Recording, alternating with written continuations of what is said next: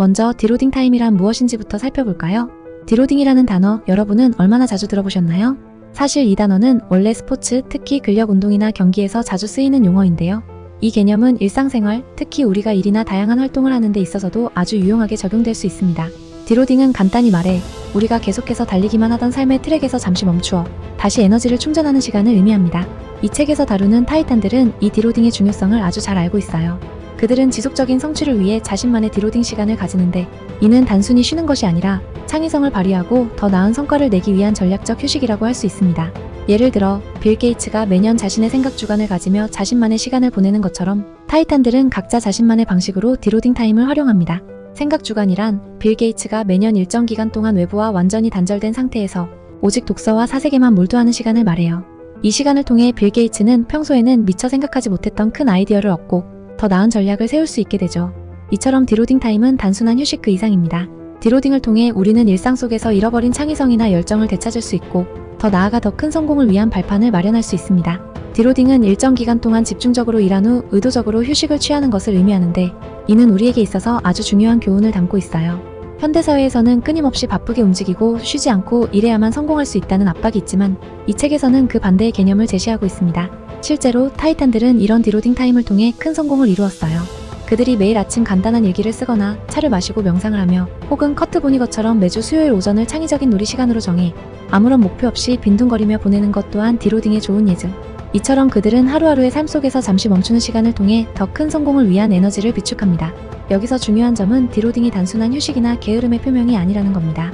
디로딩은 우리 삶의 균형을 유지하고 장기적인 성공을 이루기 위한 필수적인 과정이에요. 타이탄들은 이런 디로딩의 시간을 통해 자신의 에너지를 재충전하고 더 나아가 창의성과 생산성을 높입니다. 여러분도 한번 생각해보세요. 내가 언제 마지막으로 진정한 의미에서 휴식을 취하고 나 자신을 돌아보는 시간을 가졌는지 말이죠. 우리가 자주 놓치는 이 부분이야말로 성공적인 삶을 위한 중요한 열쇠일 수 있습니다. 또한 디로딩은 우리가 새로운 아이디어를 떠올리고 더 큰 그림을 그릴 수 있는 시간을 제공합니다. 여러분도 느끼시겠지만 우리는 일상에서 너무 바빠서 큰 그림을 보지 못하는 경우가 많아요.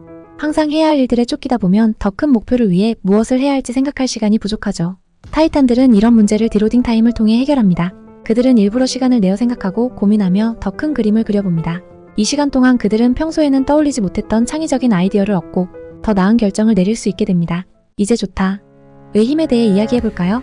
이 부분은 네이비 실에서 강력한 리더십을 보여준 조코 윌링크의 경험에서 비롯된 내용이에요. 조코 윌링크는 어떠한 상황에서도 좋다. 라는 한마디로 상황을 긍정적으로 전환하는 힘을 강조합니다. 그는 이 말을 통해 상황이 아무리 어렵더라도 그것을 기회로 삼고 더 나아갈 수 있는 힘을 얻는다고 말합니다. 조코는 그의 부하 직원들이 문제를 가져왔을 때 항상 좋아 잘 될 거야 라고 대답했다고 해요. 이 말은 단순히 긍정적인 생각을 하라는 의미가 아닙니다. 조코가 말하는 좋다 는 현실을 받아들이고 그 안에서 해결책을 찾아 나아가자는 의미죠.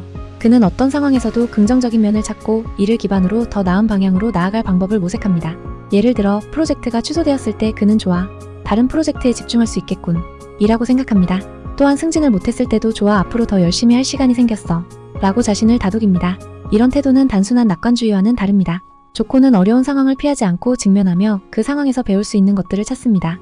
좋다 라고 외치는 순간 우리는 더 이상 문제에 압도되지 않고 그것을 해결하기 위한 구체적인 방법을 찾게 됩니다. 좋다 의 힘은 단순한 긍정적인 말 이상의 의미를 가지고 있습니다. 이 말은 우리가 직면한 어려움과 실패를 받아들이고 이를 극복하기 위한 자세를 갖추는 데 중요한 역할을 합니다. 조코가 말하는 좋다 는 현실을 직시하고 그 안에서 긍정적인 요소를 찾아내는 과정이에요. 이는 단순한 위로의 말이 아니라 실제로 우리의 삶을 더 나은 방향으로 이끌어갈 수 있는 강력한 도구가 됩니다. 여러분도 한번 이 좋다 의 힘을 자신에게 적용해보세요. 어려운 상황에 처했을 때 좌절하거나 포기하지 말고 좋다 라고 외쳐보는 겁니다. 이 한마디가 여러분에게 큰 용기와 힘을 줄 수 있을 거예요.